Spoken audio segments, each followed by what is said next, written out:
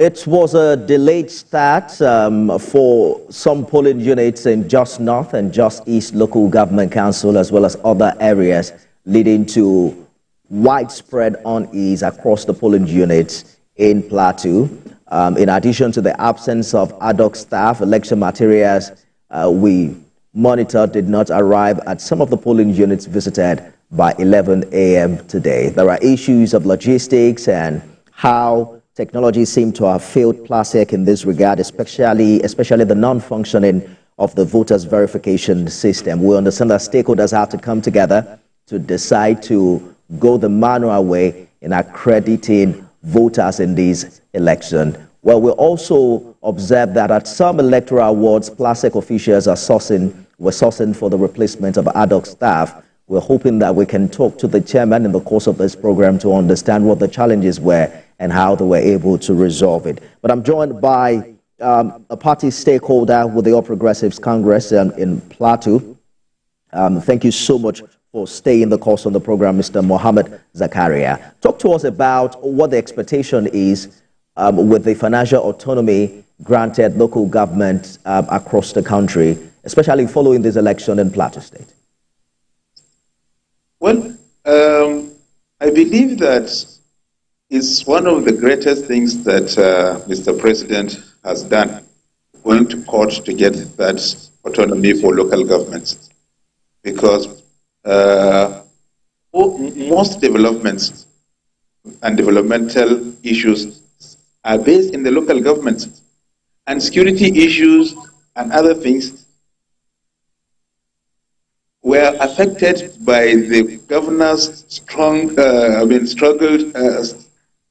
governor's hold on the finances of the local government. I'll give you an example. I know for a fact that when I was chairman, for almost 1.5 years or 2 years, they didn't give me VAT. The governor was withholding it. They didn't give me my excess crude. And I know for a fact that the local government had over 700-800 million with the state government, which was never given to the local government. You can imagine what 700-800 million will have done to the lives of our people 10, 12 years ago. So with this, I believe that development will come to our people, poverty will be eradicated from our people, and our educational needs will be met. Even these roads that we see that are bad, because I remember reading somewhere that Mao Zedong said, if you want to develop a place, build roads. All other things will follow. But unfortunately, even maintaining rural roads was becoming something else. But I know with this autonomy, rural roads will be constructed by the local governments and development will happen in all the local governments in the country. But with what we've seen in recent elections, the ones that have been held in previous weeks, it's still the same norm of the ruling party sweeping the entirety of the local government chairmanship positions. How do you think this independence would work if these chairmen are still an extension of the executive? You are absolutely right. And that is why we've been saying that those countries that help us with our democracy, the EU, the USA, and all democratical countries should help us ban all these governors and their state independent electoral officials from traveling to their countries. If you enforce a visa ban, if you enforce certain things, you will see things will start improving.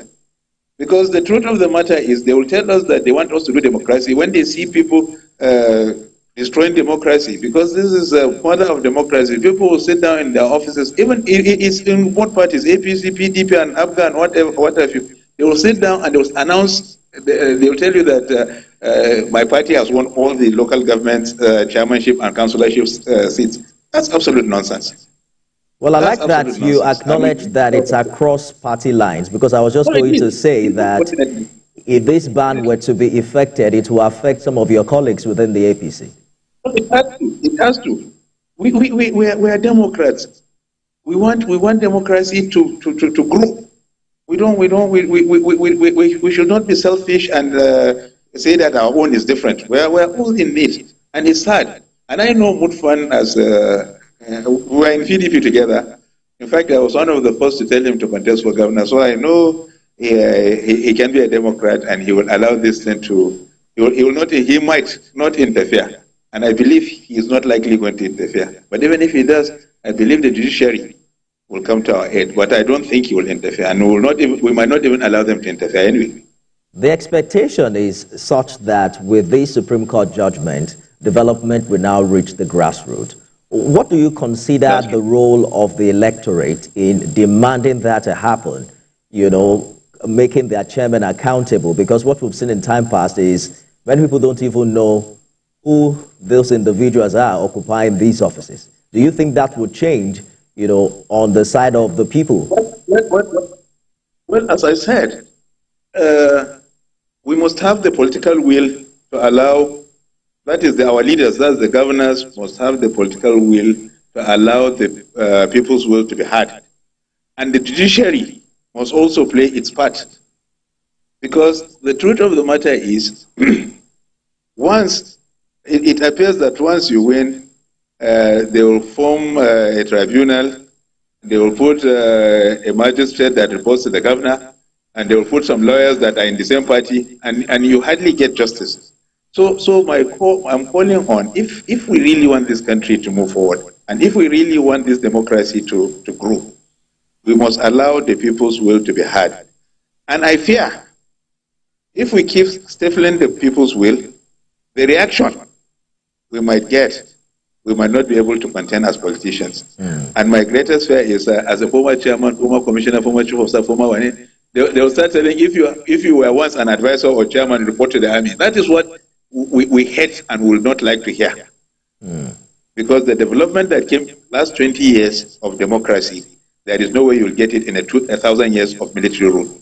So we should not allow our selfish interests to truncate this democracy we have. Mohammed Zakaria, a special advisor to the APC national chairman, thank you so much for talking to us on the program this evening. I'm most grateful. Thank you, sir. All right, let's quickly turn our attention now to Planji Sishak, who is chairman of the Plateau State Independent Electoral Commission. Mr. Sishak, thank you so much for joining us on the program this evening. We have very few minutes to spend together. Let's get to how you're reacting to the challenges faced by the commission earlier today. Election did not start quite early as anticipated. You had issues with your technology, and then you decided to go manual. How did that work out?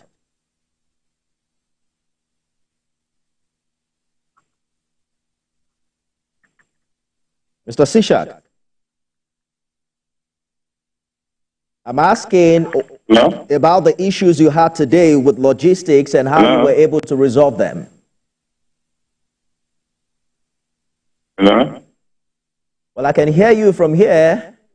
If you can hear me, I'm asking about how Plasec was able to resolve the logistic challenges that it suffered earlier today during the election process.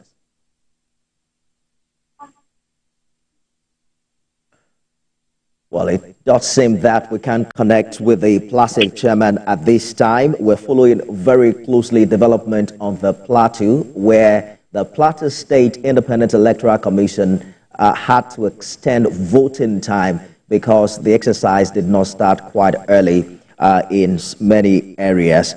Mr. Sishak, if you can hear me, quickly walk us through what happened earlier today and how the commission was able to resolve the challenges with logistics and voting time.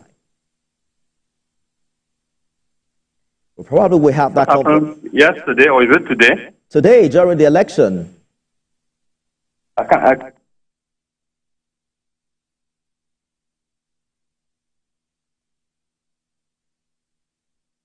Today, the election held in 17 local government of Plateau State, in 4,989 polling units. We started mobilizing people and materials 2 days ago to ensure that election commences very early. And by the grace of God today, the election went smoothly, no conflict, no any crisis, no challenges, no incidents. We've been able to achieve that which we have desired, and we are waiting for the process of collation. Well, I don't know if you are aware that polling units, some polling units in Jos North and in some other area, Jos East, did not open as at 11 a.m. There were issues with the absence of PLASEC ad hoc staff and also voting materials. But because of our time, quickly, talk to us about the decision to opt for manual accreditation of voters. Card readers are meant to overcome the limitations of this process. What informed this decision?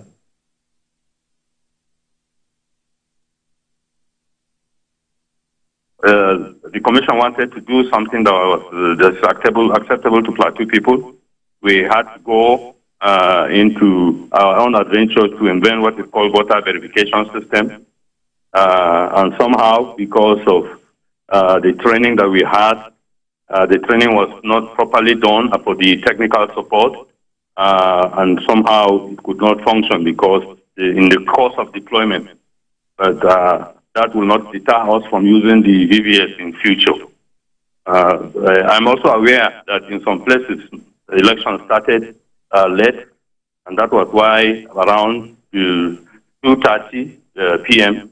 the voting period was extended to 5 p.m. to cater for those who started the election late. So this is to ensure that nobody is enfranchised.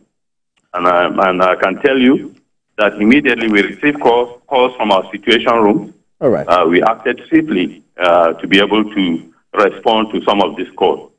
We may not necessarily be perfect, but at least to some level, we've been able to showcase that which we have. From the beginning, we did not hide anything. We were transparent, and about 11 political parties participated in this election. This is the first time in a very long while. In 2021, I believe it was just about 1 or 2 political parties that participated along with the ruling party then. But we have opened the space and have, out of the credibility and in the integrity of the institution, to ensure that all political parties are part of this election. And Plateau people are indeed very happy with the process.